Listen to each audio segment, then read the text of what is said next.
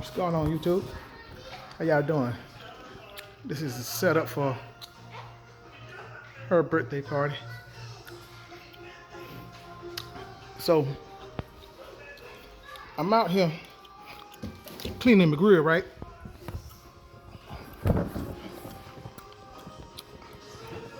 This little table set up. It's the backyard. And we got a bounce house right there. So this is my Traeger grill that I bought, right?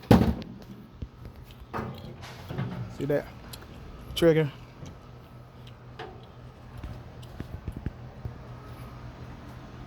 And I'm cleaning it. So you may ask, why am I talking about this grill? Well, let me tell you something about this grill. It's recommended you get a shop vac, right? So I had to go buy a shop vac so you can get inside this here hole right here. Get all those ashes out, the hole, that stuff. So what I'm trying to say is,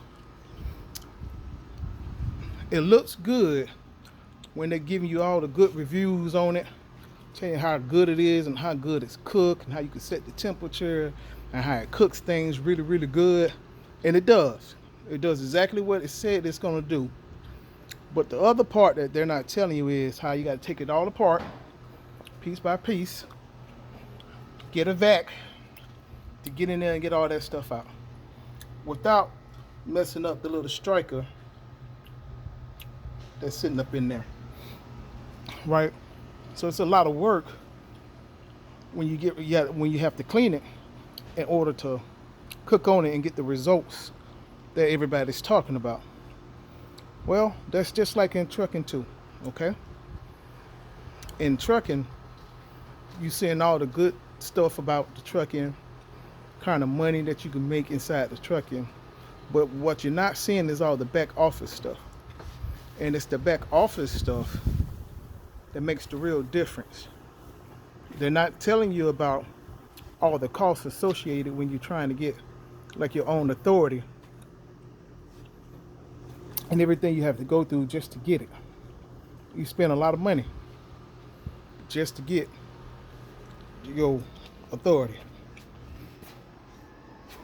Lots of money between that and the insurances and everything that you have to get, right?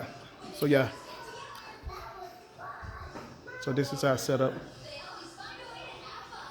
for the party. So I had to break out my little fryer.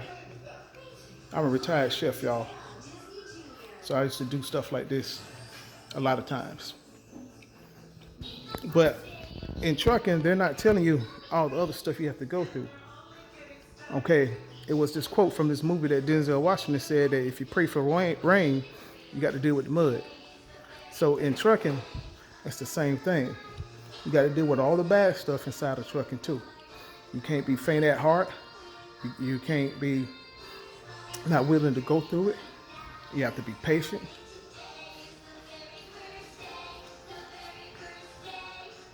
As you're going through everything, right?